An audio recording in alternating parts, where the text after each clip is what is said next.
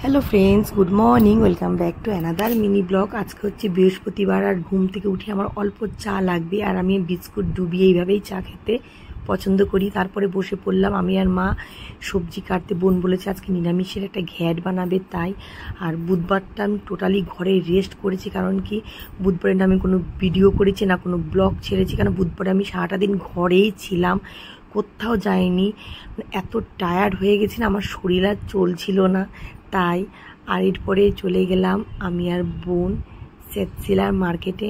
ভেবেছিলাম বিয়ের সামনে তো আর আসবো কি, আসা হবে কি হবে না, এই জন্যই ভেবেছি একটা লেহেঙ্গা বা ক্রপ টপ এরকম কিছু একটা কিনবো। কিন্তু প্রথমে গেলাম স্টুডিও এমে, তো দামগুলো প্রচুর হাই আন্দাজে। আমার ড্রেসগুলো একদমই ভালো লাগেনি, আর আমি যেরকম চাচ্ছিলাম সেরকম পাচ্ছিলামও না। মানে দেখো, সব সময় দাম দিয়ে আমার এত জিনিস, দেখো এগুলো কিনবো একদিনে রিসেপশনে পরে ওগুলো ঘরের ওয়ার্ড্রবে পরে থাকবে, এরকম আমার অনেক করে লেহেঙ্গা 7,000, 8,000, 9,000 টাকা দিয়ে কিনে এখনও ওগুলো ঘরে পচছে।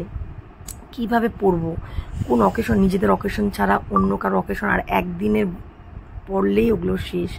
এরপরে চলে আসলাম সংস্কৃতিতে। ভেবেছিলাম জিমিচু একটা শাড়ি কিনবো, এখানেও সেম এত দাম আন্দাজে শাড়ির কালেকশনগুলো আমার একদম ভালো লাগেনি। এরপরে চলে আসলাম SF রোডে উমং ক্রিয়েশন বলে একটা দোকানে। ভেবেছিলাম একটা শাড়ির দোকান, কিন্তু ওখানে এসে দেখেছি এটা শুধু পিসের দোকান। এখানে তুমি ভ্যারাইটিস কালারফুল ব্লাউজের পিস, কিন্তু তোমরা শাড়িও বানাতে পারবা। আমার খুবই ভালো লেগেছে, এর জন্য আমি 3টা নিজের জন্য ব্লাউজের পিস কিনেছি, বোন নিজের জন্য একটা ব্লাউজের পিস কিনেছে। তো ভাবছি কম দামের মধ্যে শাড়ি বানাবো না কি ভাবছিলাম, কিন্তু বোন বললো দিদি তুই বানাস না, বাদ দে, ছাড়, তুই অন্য খান থেকে কিন। তারপরে ঘরে এসে ঢুকিনি, প্রথমেই চলে গেলাম মিও আমরে, যেহেতু আমাদের মেয়েরা বলেছে আসার সময় কিছু নিয়ে আসবে, তাই তো নিলাম এখান থেকে।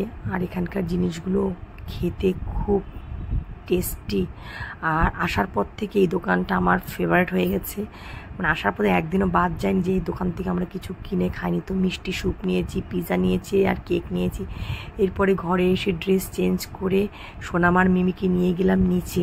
আসার পর থেকে মেয়ে একদিনও ঘর থেকে বেরোয়নি, ফার্স্ট টাইম বের হলো। তারপরে বোন উপর থেকে ওদের সাথে কথা বলছে। আর দেখো মেয়েরা এত হাঁপিয়ে গেছে যে জল খাচ্ছে। তো রাতের ডিনারে ছিল আলুর পরোটা। তো আজকের মিনি ব্লগ তোমাদের কেমন লেগেছে অবশ্যই জানাবে।